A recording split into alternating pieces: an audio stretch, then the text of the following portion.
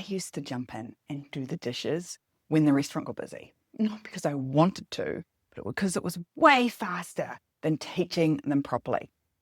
I'd remake the bunk beds on the boat too, fix the corners, straighten the cushions, and then I would feel resentful because I was the only one who was doing it right. I remember it really clearly in the restaurant where I answered at least 43 quick questions, Sarah, rewrote 5 or 6 different staff emails, fixed the roster for this week and the next 3, and checked about 20 things that didn't need checking. And at the end of the week, I was so exhausted, not because the business had grown, not because anything had got better that week, but because I'd been the human router, everything coming through me. And if everything still comes to you, it's not because your team is lazy. My team were far from lazy at that point. It's because you've trained them that you're the decider of all the things. And, that's coming from someone who's paid rent, payroll, tax, suppliers, insurance, and literally built it this way. And so have you. It might look like if you run a physio or a chiro clinic where one of your team members finishes a consult and say, should I rebook this weekly or fortnightly? Maybe you run a beauty salon, injectables, hair, beauty, and they're saying, can I discount this one? Maybe you're running an accounting or a legal firm, business services, and they're like, is this word okay? Can I send this email? You're running an in-person business and they're coming in and telling you, we're short tomorrow. What do you want me to do? Which means every single decision floats upwards to you, the business owner. And that's because there's no visible boundary. Now, we can pretend that this is just structure stuff, but it's not. It's identity for us as well. Like me, you've been the primary parent, the safety net, person who has to notice everything before it gets done. Of course, you answer everything quickly. It feels really responsible to give them the answer because if you don't give them the right answer, the mistakes are going to cost you money. Because making payroll doesn't care whether you do it or someone else does it, because the rent still has to be paid regardless of how it gets done. But the really uncomfortable bit here is that sometimes we're answering because it's easier than teaching. Just like me in the restaurant doing the dishes. You and I both thought we were being really, really efficient in what we were doing with our teams. But what's actually happening is your brain never switches off and theirs never switches on. They never grow. Your employees never grow that decision muscle that you've got.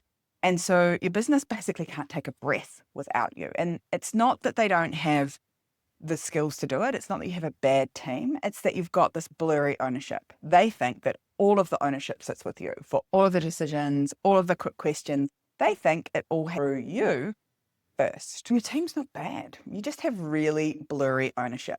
Their version of ownership is you own it all. And you're thinking, why do I have to be everyone? I don't want you to build out 500 SOPs. I know that if someone came out of corporate, they'd tell you to build an SOP.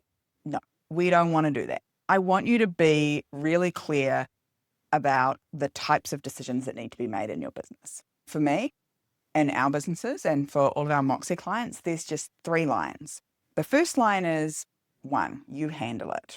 They decide it, they act, they don't need any permission. For example, refunds up to a certain limit, stock within the budget that you've set for them, routine rebooks. Not everything requires you. Handle is about making sure the decisions are being made where most of the information sits. And if you've given them the information, so this is on the assumption that you've set some stock budgets for them, that you've got a refund limit that they can refund up to, that they understand what a routine rebook looks like, they can act on those things. We have it on the boat. You don't need to ask me if you can give someone a free drink or a free towel. If you think that's going to solve something that's going on that might make them have a bad experience on board the boat, just get it done. If someone has a steak cooked the wrong way in the restaurant, we just used to recook it and comp the meal. There were things that the team at the floor who were seeing what was going on in the moment could just handle. Not everything's a crisis that needs to come to you or even one of your leadership team if you've got a management team on it. We want to figure out what is that line? What is the line that they can handle, that they can deal with, that they can do without having to come to you? Obviously, we want to have some standards around that help them make the decision. And if you're in the Moxie world, we'd make sure you had them. They would be the vision, the purpose, and the values at a basic level, and then some systems and processes further up. They can handle everything inside those parameters. It doesn't need to come to you. They decide, they act, and there is no permission from you or anyone else inside your business. That's line 1. Line 2 is escalate. This one's always about bringing options and a recommendation. We have a value in our boat business, which is called, what can I do next? Why do I have that value? Because I was sick to death of getting that question. Sarah, what can I do next? And you are constantly micromanaging everybody's directions. Now, there are some points at which you want them to come and check. So something's broken, something's not working, a system hasn't gone to plan. Maybe they think it's going to escalate into a bigger client problem than they have dealt with before. These escalate ones are really important that they bring an option to you, at least 3 is my suggestion, and a recommendation. This isn't them coming and asking you, what should I do?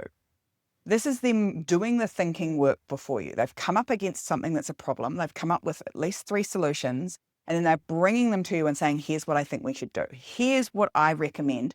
Do you agree? This one is shifting the thinking from you to them. They're having to formulate some solutions and bring them to you. It doesn't mean you're going to agree with them all the time. It doesn't mean we're always going to execute on their solution all the time, but it does mean they've done some thinking before you. Because when you hire people, you're hiring it so that you've got lots of people doing the thinking instead of just one person. All of us is always going to be smarter than one of us. And so this is why this one's really powerful. Getting them to escalate, defining the problem, figuring out what the solutions are, and coming to you with a recommendation of which one of those solutions they think is going to work. And that's going to start to shift the maturity in your business. This is going to start having the thinking move from you as the business owner to them, so that they're going, oh, I don't get to just like dump problems and issues on Sarah anymore. I have to come with some solutions to that. And then this third one is inform. This one is where they've decided, they've acted, and they need to let you know what's gone. I've made a decision, I've acted on it, and I need to let you know what has gone on so that you have the information. Because as a business owner, one of the reasons why sometimes we do things or we want things to come through us is because we feel that if we don't do it, we're going to be out of the loop. So we want to create this level where it's like, yep, I want you to decide, I want you to act, and I want you to communicate it to me. Level 1, they don't need to do this. It's routine, business as usual. It will show up in your systems, how much has been refunded, how much stock has been ordered, payments will get approved. There'll be some systems and processes to grab that.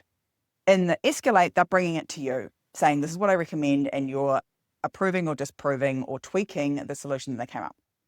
And this third line, they are deciding and acting and also making sure that you hear about it. This isn't a panicked message at 10 o'clock at night because someone's called in sick. This is not them calling when you are having dinner. This is not them having to send you an email while you're on holiday. That's not in rhythm. You hear about it as and when you need it. It could be in your one-to-one catch-ups with your team member. It could be in a weekly update that they're sending you a message. It could be if you have email set up that they're letting you know what's going on, a Slack channel, a million ways they can communicate and keep you in the loop on this stuff. So whatever your at-work hours are for your business, that's when you're going to get this information. And there should be some sort of rhythm to that. We have loads of different rhythms depending on the size or the way that your business works. For some of us, we've got all in-person team members and we're going to meet with them in a team meeting in the workspace. For some of us, we have hybrid. Some are working alongside us and some of us are working remotely. We have to set up a different state for that. And for some of us, our teams are completely remote, even though they're seeing clients, customers in person, they're working remotely from us. We set up that rhythm so we know what's going on. It means that they're doing the deciding, doing the acting, and we are still in the loop, because sometimes I feel like we steal back the decision and the acting because that way we feel like we know everything that's going on. And this way, we don't need to know it in the moment. We can just know when is the right time. We can get the information. We use really simple filters. I have clients who have turned it into their business sieve. So you have to sieve things through this to make sure that the right solutions come out the bottom. It's about making sure they know how to make the decisions in your business. And so you've got to figure out what's going to sit at each one of these 3 lines inside your business. If you want to reset this inside 30 minutes, just open a doc notes on your phone and write down the 10 things that interrupted you in the last week. 10 things that you were like, okay, I got interrupted for that question, that problem, that client issue, that order, that broken maintenance things. We want to think about the real interruptions, not just theory. And then for each of those, you want to have a quick look at them and go, where is the role in the business that should be taking care of that? Sometimes it might be that it has to sit with your role in the business, depending on how big your business is. Sometimes that's not true. It can be assigned a role. So not a person's name, but what role in the business, what position in the business should be dealing with it?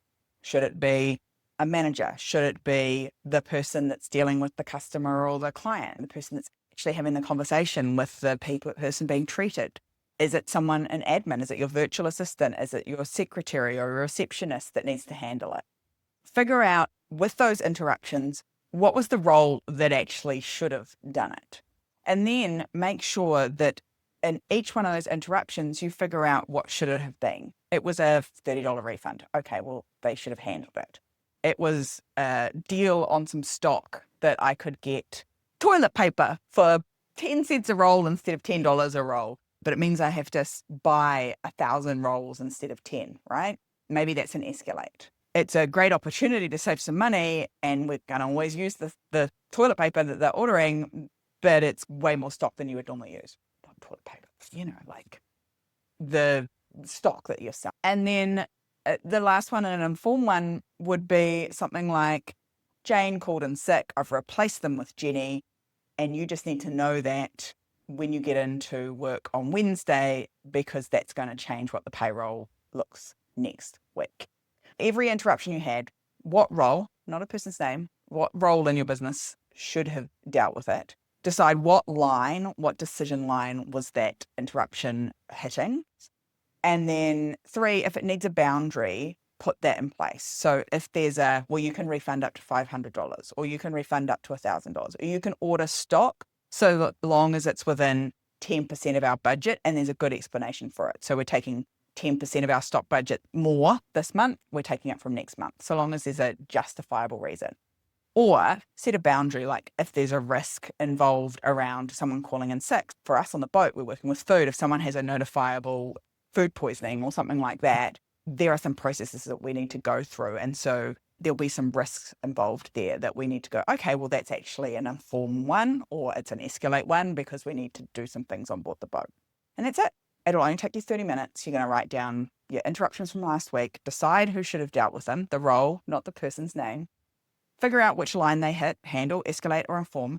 If it needs a boundary, like how much money or how much time or the risk that's involved for the business, and you're done. This isn't a new system.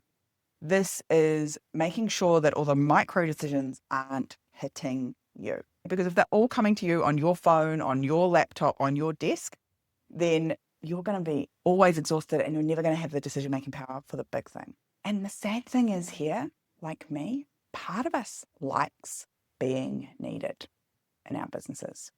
It proves our value. It means that you built something important, and so everyone has to come to you to get the information.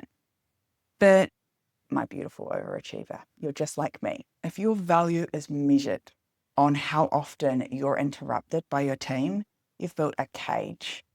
And while that cage feels responsible, it's still a cage. This isn't about you being less involved in your business. It's about being central to all the tiny decisions, because your brain is needed in a bigger way in your business. You don't want to be here to be the fastest answerer in the building. You're here to build a building that runs without your constant attention. A growing up business that allows you to make strategic, high value decisions, not ones that, should I refund $50 or not? This is how you get home by 3 p.m. without your nervous system humming in fight or flight mode when you get back to parenting. You're still going to be involved in your business where you need to be involved. You're just not going to be over every tiny detail all the time. Tomorrow, count how many questions come to you that didn't need to. Just count them. And then find one of those and move it from escalate to handle. Just one. Not everything. We're just taking one brick, one stone out of your backpack so you don't have to carry it. This is about you getting to the place where you are not the everything person in your business. This is about shrinking what's on your plate and making sure the right things are on your team's plate and everyone's clear about what that looks like. Because if you're running a team and you still feel that glue holding everything together, you have to start building these leadership layers that aren't all based on you. We don't want the theory. We don't want here's what worked in my big corporate job when we had an HR team and an accounting team and a marketing team. You are all of those teams. This is about building structure because your business can't be about you working harder. Your business success cannot be built on you working harder every day. This is about containing what actually needs you. Because when you build a business that's contained, you have time to be there for the things that matter most. It means you can be present before 9, you can be done by 3. Everybody that loves you is getting the best of you instead of the rest of you.